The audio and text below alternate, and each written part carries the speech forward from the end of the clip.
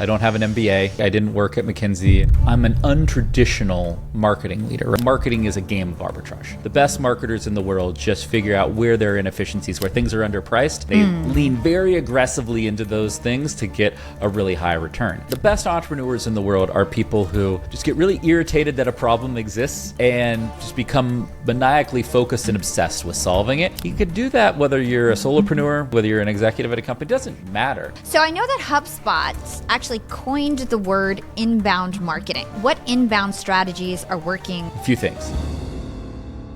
Yeah, fam, what if I told you that you don't need to have a massive marketing budget to build a powerful brand?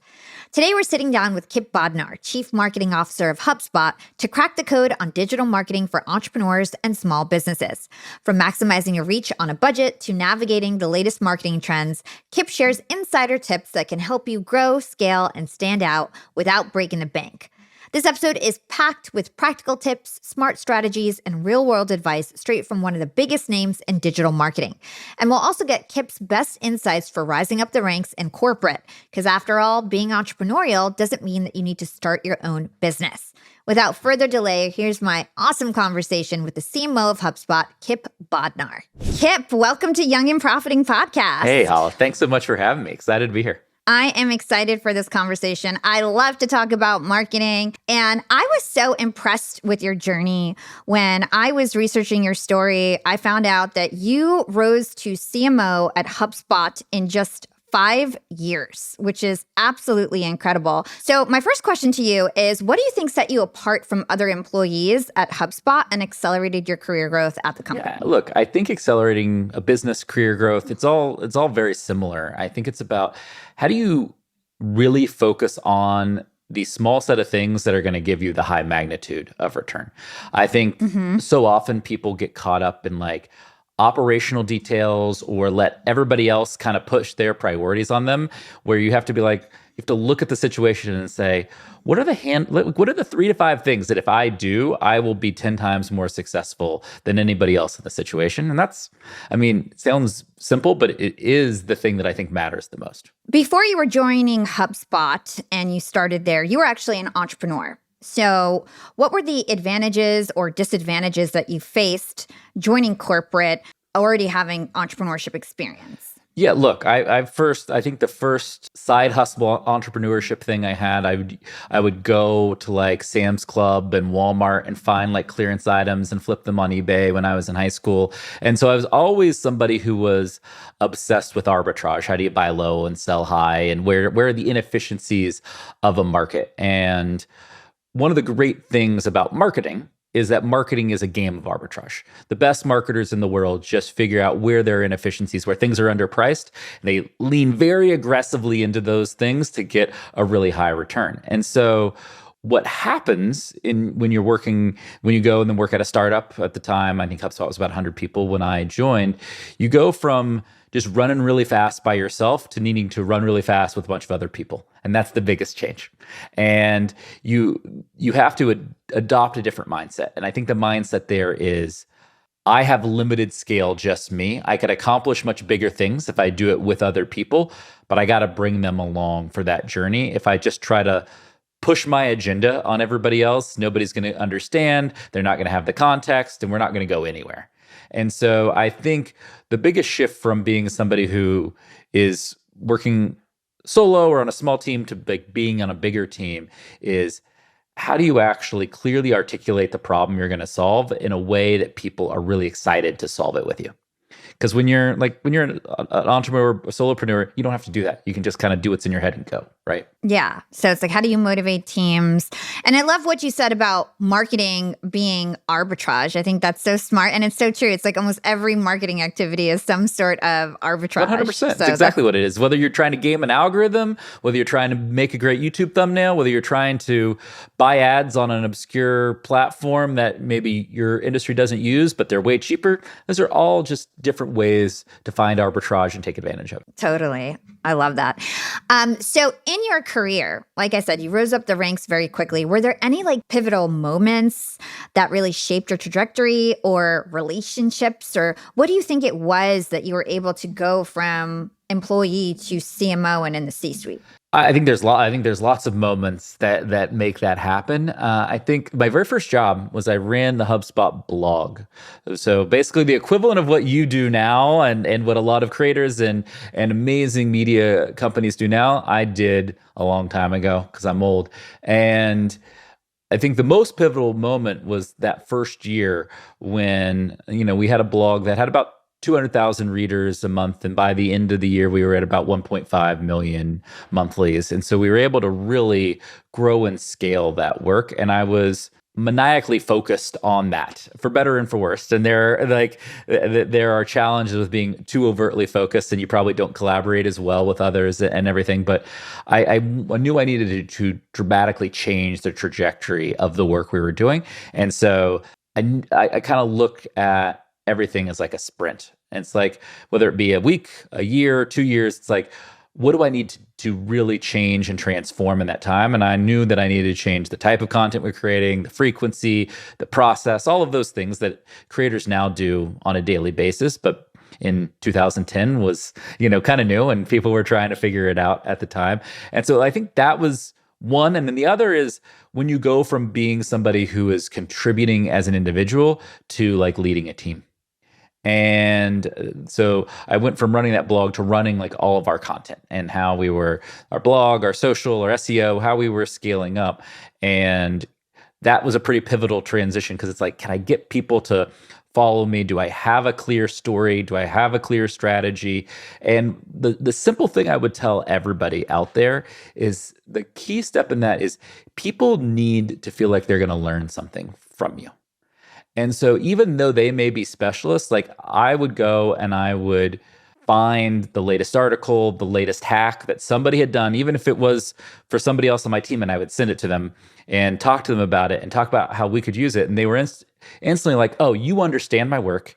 You understand the craft that we're working on together here. And I trust you to help me make my craft much better than it is today. Not that it's bad today, but that I think I can get much better with your help. That's so interesting. So basically, you were a good colleague, right? And you helped other people. And that's really important with politics in corporate, and especially, getting into the C-suite. So what advice do you have for good relationships in corporate and being somebody who higher ups think about when promotions are coming up?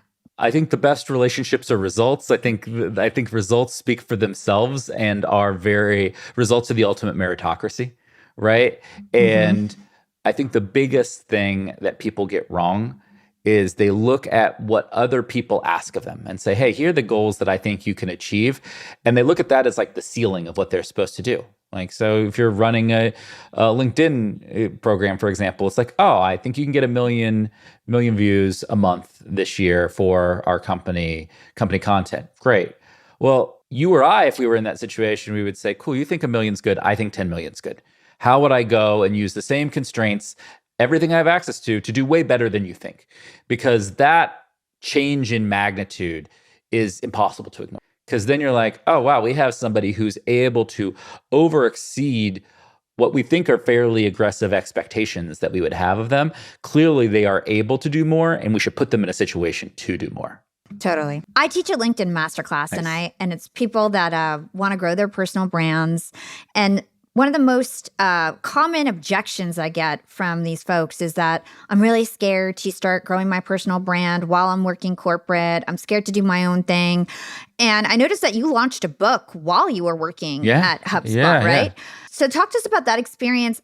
What's your advice to people who want to become a thought leader in their space, but they do work in corporate? How should they approach it without stepping on toes or making sure that like their company is aligned with what they're doing? Yeah, I find that people's own ambition or lack thereof is their biggest limiter to growth, not their capability, not their aptitude, not anything else.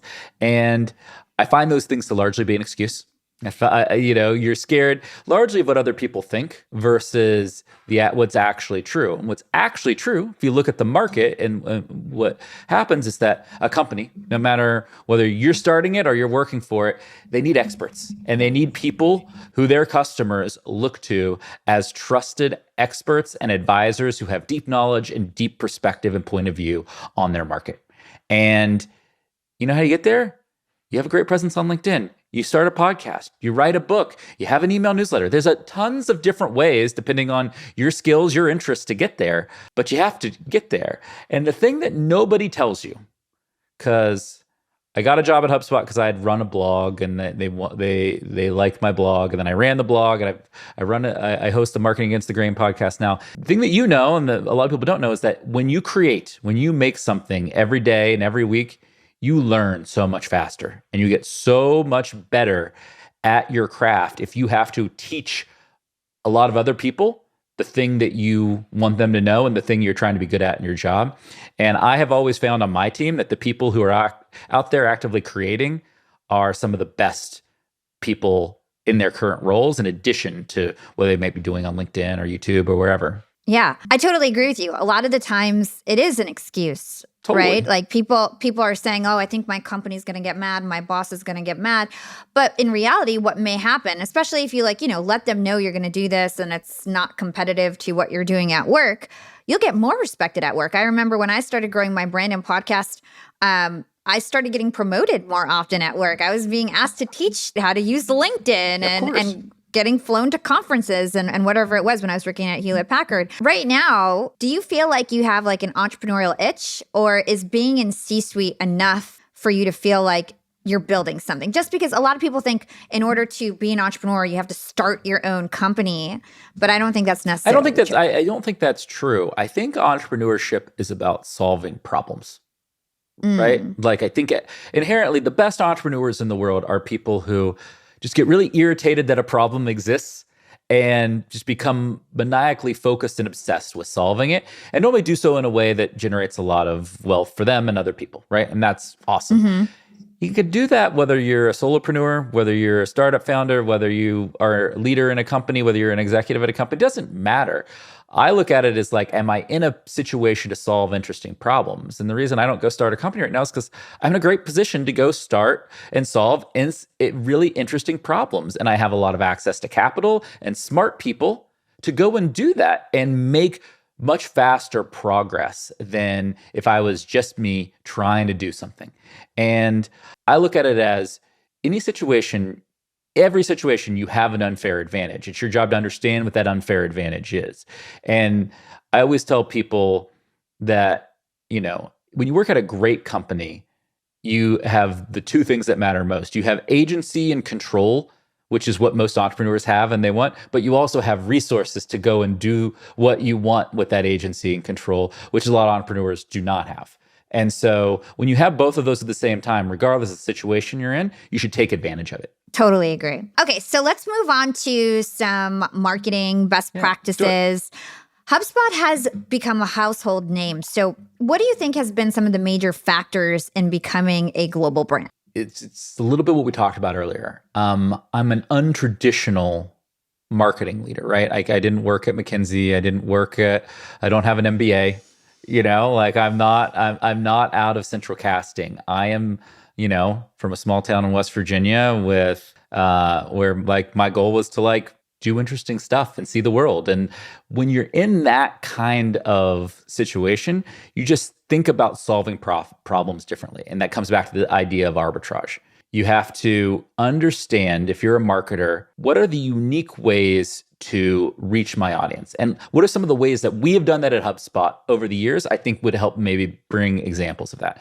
First, in the very early days, we created a free tool called Website Grader, where you could just put your website in and it would give a full diagnostic. So normally what you would hire a consultant for, or you talk to a sales rep for, it's just going to give you a report on the web page and email it to you, which in 2006, 7, 8 was transformational at the time. That's, it's a long time ago, almost 20 years now. And we had millions and millions of people use that. And our co-founder Dharmesh built it himself, right? It was not anything fancy.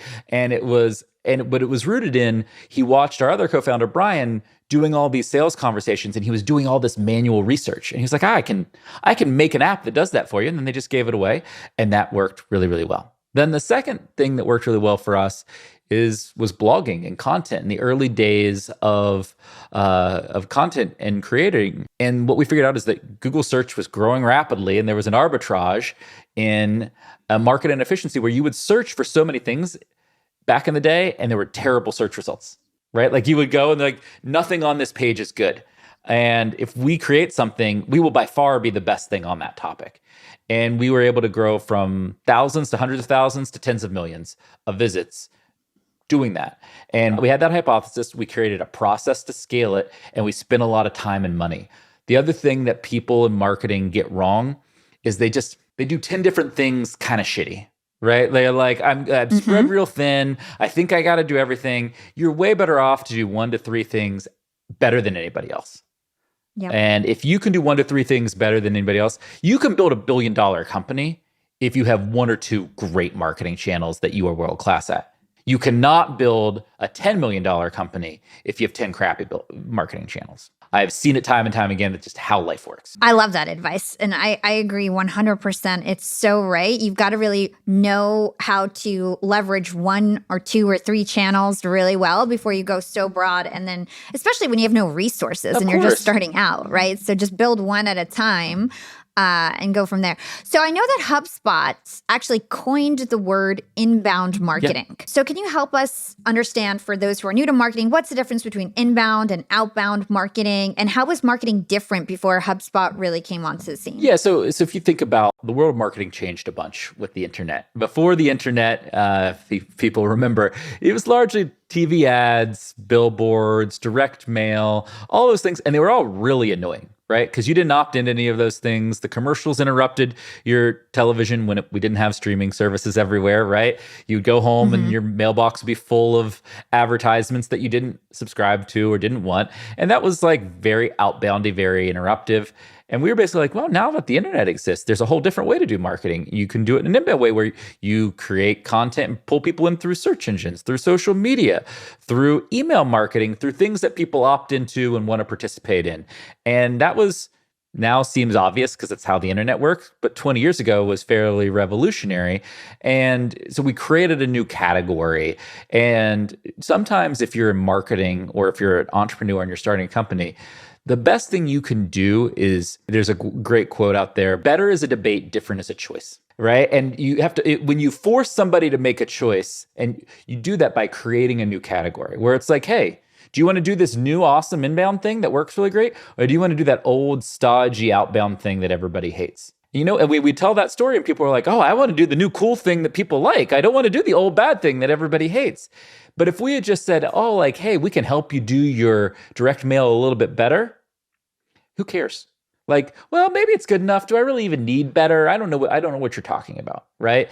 And so painting a clear choice for your target audience is so powerful. It takes a little bit longer, right? Because people aren't familiar with it. There's a level of education that you have to do, but anybody can do it. And if you're in it for a long haul, if you think you have a big opportunity and your business is a 5, 10, 20-year thing, then it's a really important thing to take advantage of, to actually be differentiated in the market. I know that you've been talking a lot about arbitrage, unfair advantages. So in 2025, what inbound strategies are working? Like, are blogs still working? How do you think about SEO, podcasts, and all that stuff? What's marketing? What works in marketing in 2025? A few things. Creators, working, partnering, or being with creators, and like these modern media companies like you run, Hala, like huge opportunity, huge opportunity there. We work deeply with creators. I'm a creator myself. Like it works. YouTube works. YouTube is an exceptional channel to drive awareness and monetization.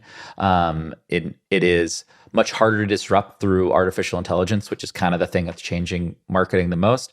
Blogging still works. It does, but it works for the very focused universe of like the industry you solve, like where you have unique data, unique insight, unique credibility. You can get that. You can't go and talk about everything in the world, but and get search traffic, but you can focus on your core niche and get a good baseline audience through blogging. Those things are completely working. Partnering with creators, even through like advertising means, hugely valuable.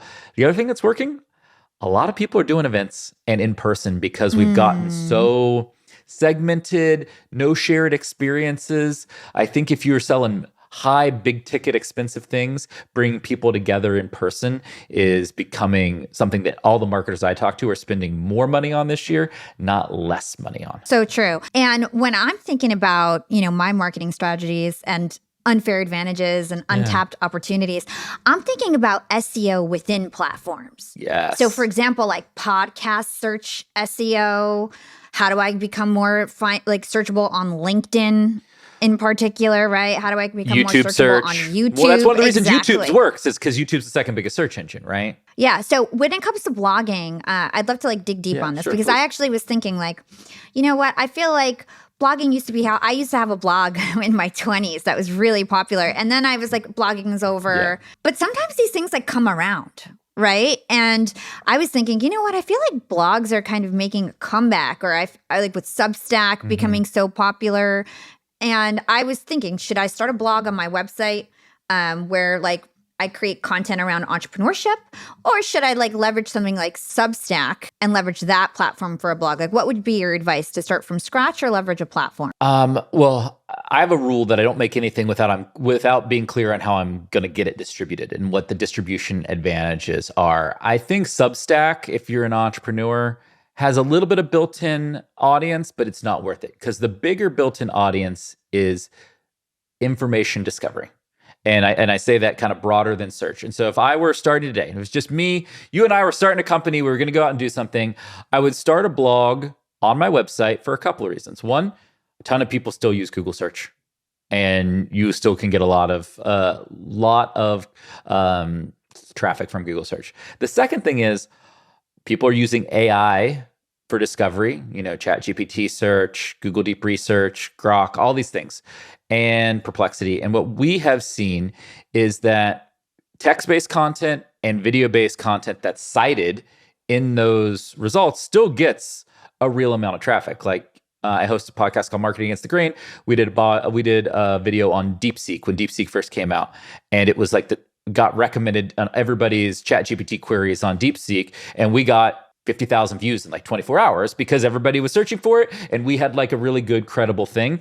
And so it's almost like the distribution for text and video is getting better. What's changing is that it's a little less attributable, right? Because if somebody's getting it in ChatGPT or Perplexity, they may be reading information and see your link, but they might not directly click back to it. Some proportion are, but a much smaller portion than historically in Google.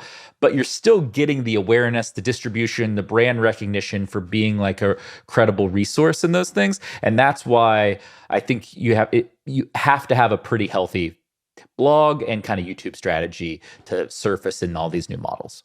Yeah, and we were just talking about SEO in platforms, and that's such a great example. How do I get better search on ChatGPT? That's the future. Well, and by the way, there's compounding benefits to all this, right? If I get discovered in ChatGPT and I get really good engagement on my video, then YouTube's gonna be oh, this is clearly a good video, so I'm going to prioritize it more in YouTube search. And then you get more in the YouTube algorithm and the YouTube search engine, and that you have a video that completely takes off because of it. And that's awesome. What would you say is the secret to making content that stands out today, considering that there's so much more content? So competitive, right? So competitive, and it's so easy now with AI to create videos, to create blogs. You don't really need to be a writer like you used to anymore. So what's your best advice? Hey, here's my advice on content creation day. First, people have never wanted more actionable content ever. They don't just want to learn something. They want something that's going to lead them to immediately take action. And so anytime you're creating content that's going to allow people to immediately take action, that they can take, especially in free tools or free platforms, that's going to take off. It's going to go great. I see that all the time. I imagine you see that all the time. That is clearly a trend that is happening. The second thing people want is unique data and perspective. So if you have a survey of 2,000 people in a given industry, people are going to check it out because they want to know benchmark. They want to see how they're doing. They're competitive. They want to compare themselves. All that stuff happens, right? And so you are going to see that be a real standout thing. And so that's where proprietary research, customer data, things like that are a huge leverage. And then the third is can you be really contrarian and have a good argument? Can you go against the status quo and change people's thinking with a real deep and thoughtful, reasoned argument about something? And if you can do that, you're also going to get people's attention. What would you add? Like you're doing this all the time. What'd I miss? Well, I feel like you hit a lot of them, but I think at the core of it is like, how do you help people? Like, how do you actually bring value where people feel like, oh, wow, I learned something. Oh, this is something unique and meaningful. This is not just regurgitating what's out there or just clickbait for me to just get on this page. And then there's actually no good information or no good tools like you were mentioning. So you want to just figure out how to actually teach people something that they can't really find anywhere else. That's what I feel like is really working. The prompt I've always given myself is like, is what I'm about to do going to be 10 times more valuable for people? Or would somebody pay $1,000, $2,000 to have access to this? And if the answer to one of those two questions is yes, it's going to be really successful. And if the answer is no, it's probably going to be middling and average. Totally agree. So how do you think about email? So email is one of those channels that have been around forever, but it's still really effective. What are your thoughts about it? How do you think we should best leverage it in 2020? Okay. Email is super important. And here's why email is super important from like a principle base. It's one of the few channels you actually control. There's not an algorithm, right? Like somebody gives you permission to email them and you get to send them a message and you actually own that email address. Somebody can't come along and change the Google algorithm, the YouTube algorithm, the LinkedIn algorithm. I know people are all up in arms about LinkedIn algorithm changes recently. That's the real value of email marketing is that you have way more ownership and control of email marketing than most other channels out there. And so once you kind of have that foundation, you're like, okay, email marketing still matters. What am I going to do? And the number one thing you're going to do is to have as highly personalized emails as possible, and that's writing your emails with AI. So one of the things we did at HubSpot is we have what's called HubSpot Academy, which teaches you how to do marketing, how to use our software, all of those things. And there's a bunch of different courses on HubSpot Academy. And we basically, when people come into HubSpot and maybe consume a article or a free guide or a webinar, what have you, we'll then send a follow-up email that is custom, one-on-one, written from them by AI, and that we recommend based on everything we know about them, the content they've consumed, what the best course for them to take is. And like we mentioned not only do we mention their business, but like we have puns, like AI has gotten very good at that. And it feels like a human researches company and wrote them an email. And that email converts 80 to 100% better than our normal emails. And so that is like number one, anything you can do to better personalize your email and make it relevant to their problem and their experience with your company and your website, you're going to get much, much better results. The other thing I would add when it comes to email is you were talking about giving away free tools, free content. Instead of having people pay for it, make their email the way that they pay for that content. Right? You want to just collect as many emails as possible. One of the biggest regrets that I have is that I only started collecting emails like 3 years ago. Yeah. I wish I started 7 years ago and really made it a point to collect emails. So what are the best ways that people can grow their email list right now? What do you suggest?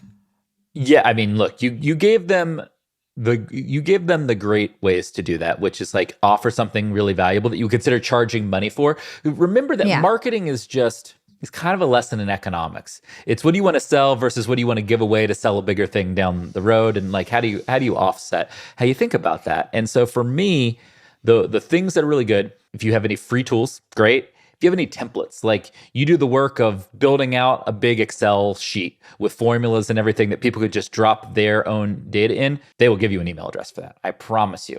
Like one of the things that worked really well at HubSpot back in the day, and you can do similar versions of this now, is we would find our customers always needed like stock photography and imagery for their email newsletters, their landing page.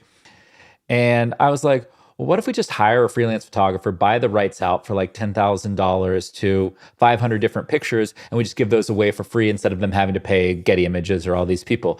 And I think over the years we've had like 5 million downloads. I can't even tell you how popular that has been.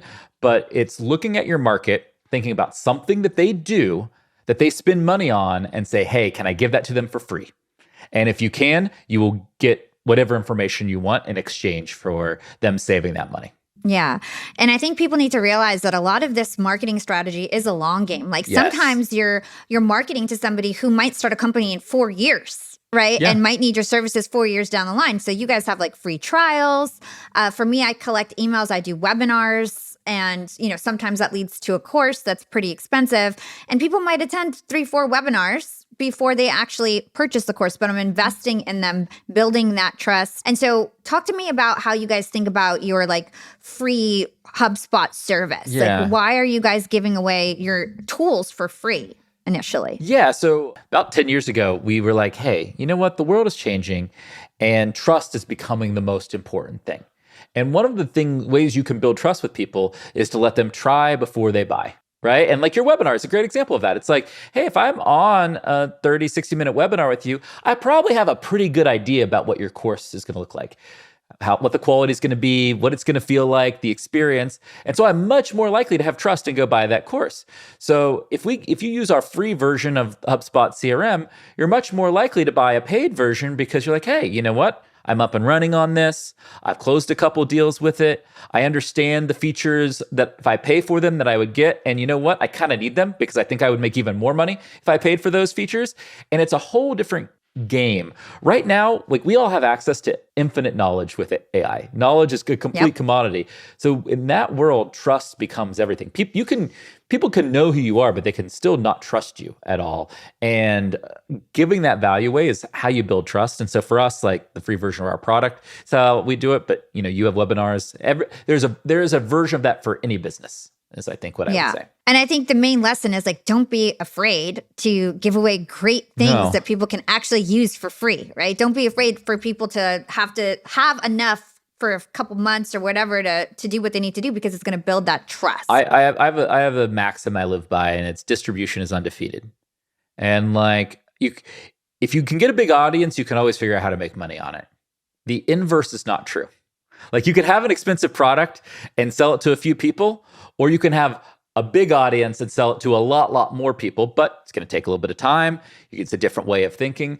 But distribution is the biggest reason most businesses don't grow, because they just don't have a big enough audience, universe of people who actually care about them and the thing that they're offering in the world. Did you know that we just signed with HubSpot? Yap Media. That's amazing. Welcome. Yeah. So thanks for coming on. Yes. Of course, yeah. We're doing this whole big HubSpot implementation, and it's a huge company focus. Yeah. So really excited about that. So CRMs, I've got a lot of young entrepreneurs who are probably working at spreadsheets and doing everything manually. What is a CRM and what would benefit? Yeah. How do startups benefit from CRM? Okay. So if you think about CRM, there's lots of views of what CRMs are, but what they really are is a single source of truth for your customers and your prospects. So instead of your support team having working out of a project management system, sales reps working out of spreadsheets, all of those things, everybody, your marketers, your sellers, your customer service folks, all working, updating one record, all the context in one place, and then being able to do really powerful things, whether it be advertising, email marketing, marketing automation, sales call prep, sales follow-up, sales automation, all of those things.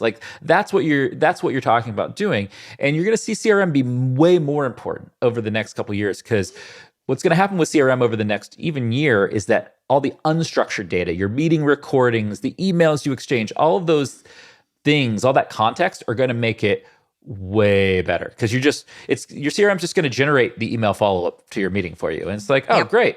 I know I need to follow up from this meeting, but I've got to go run to this other meeting right now. Well, it's great. I can do it in 30 seconds versus having to do it 15 minutes tonight when I've forgotten half the things and need to go look them up, right? And that is why CRM is so important. It also is, when you have all your data in one place, you can do real reporting and actually understand what's working and what's not working. And as somebody who has helped grow a business from tens of millions of dollars to billions of dollars, it's done through basic iteration over a long period of time, finding problems, solving them, and building and iterating. And you can't do that without your data in place and some clear reporting. Yeah, that's what I'm most excited about, is being able to track everything, having everything in one place. If I'm what's happening with the sales deal, I can click in, see all the conversations, to your point, AI summaries and things like that are coming out.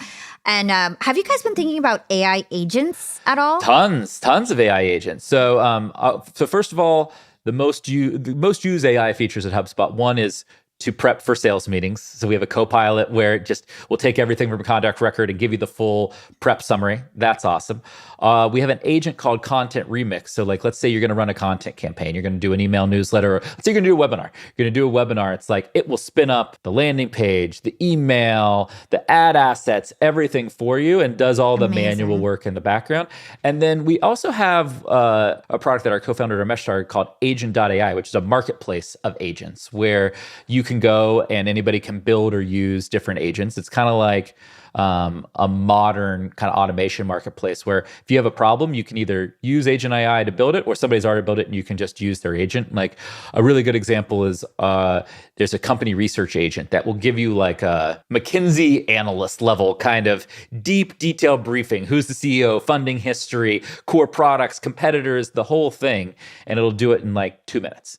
Right? Perfectly formatted for free. And like that is just a game changer when it comes to agents. If you are in marketing and in sales and you're feeling like overwhelmed with AI and leveraging AI, how would you approach it? Okay. This is a fantastic question. I use AI all the time. I'm AI obsessed. I would pick one AI tool and get really good at it. And for marketers, that's probably Claude. For sellers, that's probably ChatGPT. And you're going to use those tools. The reason I say Claude has the best taste, it's really good at writing. You can upload to projects in Claude and have really great, specific, highly repeatable writing output that's core to marketing. For sellers, I think one of the best AI features that exists on the planet is ChatGPT's deep research feature, where you can have it go and just build a incredibly complex research report. And it might research a problem for 5, 10, 20 minutes with all these different agents in the background going and doing that. And you having the full map to an industry, the accounts within the industry, how your product maps, the core competitors in that industry, like those things become super valuable. So that's where I would focus if I was just like feeling overwhelmed and not yet started. Yeah, I love that advice. I feel like we've learned so much so far about marketing. I'd love to move into customer service because it's not only important to bring in customers, we've got to retain them. So how does HubSpot help people in a CRM? How does that actually help with your retention, with your customer service? Yeah, so a few things. So one of the other agents we have is called our customer agent, and it basically helps resolve customer support. Like the average HubSpot customer solves 30% of their support questions are answered by AI or answered by our agent. And so that's 30% less support people, support time, founder time, depending on the size and scale of company that you have to spend. And if you kind of focus on it, we've seen customers get to like 50, 60% deflection, which is huge, saves so much time and so much money. And the biggest reason why that's important is because in today's internet, where everything is highly competitive, as we've talked all show about, it's never been easier for a customer to switch. So your core economics are going to be retaining that customer. I'm sure you see that your best customers are people who take multiple courses, people who do multiple purchases with you. And if you don't have good customer service, good onboarding, good customer support, man, they're going to be out really quick. And I think it's one of the things most entrepreneurs overlook early on. They get so obsessed with sales and bringing those customers in. They're like, oh gosh, why did like 80% of my customers leave this year? That's because I haven't been focused on it at all. I don't have any of the infrastructure to actually focus on it. Yep. And the best customers refer other people who are great customers too. So you're missing out on all the referrals if you don't. Yeah. How can we better align marketing and sales so that we have the best customer service? Customer service is largely about setting expectations, right? Which is, do I know what I bought? Do I know what I'm going to use the thing I bought for? And do I know how I'm going to think that that's valuable, right? Like that's if the answer to those things are yes, that customer's normally pretty happy. If it's no, they're going to be pretty unhappy. And so marketing's job is to set up the value proposition early on. A sales job is to not oversell, to not make promises that the product can't keep, and to understand that customer's business enough to understand that this is how you're actually going to use this thing once you buy it. And then customer success and customer supporter, their job is to help you get onboarded and get any blockers. Because there's always unique things that like your business has this problem that isn't relevant to our other customers that we need to help you solve. And once you kind of fix those problems, the customer's going to be very happy. It's normally in one of those stages where things go off the rails. We just rolled out like a new customer survey to try to see like how our Oh, agency love that. clients are feeling, how our network clients are feeling. It was really, really helpful. Do you have any suggestions of like the type of questions you should ask your customers to get their feedback? Oh, this is great. This is great. So I think the most helpful thing that we have done and learned over the years is we always run a monthly net promoter score survey with our customers. And so net promoter score is this question we all see: how likely are you to rank the company from 1 to 10? And please tell us why. And the score, kind of important. The tell us why is very important. And the reason for that is you get a real sentiment as to what people value or like or dislike about your product. And now with AI, you can, if you run a survey like that, you can take all of those text responses and just get the core themes very quickly.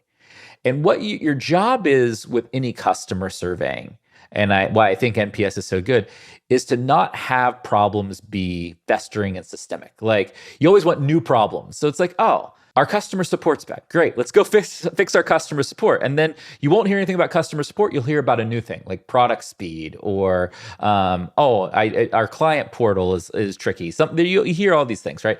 And so that, I think the net promoter score question is the best because it gives you where the big root cause are. When you ask specific questions, you often get the symptoms without the root cause. I want to close out our interview with some scenarios Let's do it. that I think This are will be going to be really fun. Okay.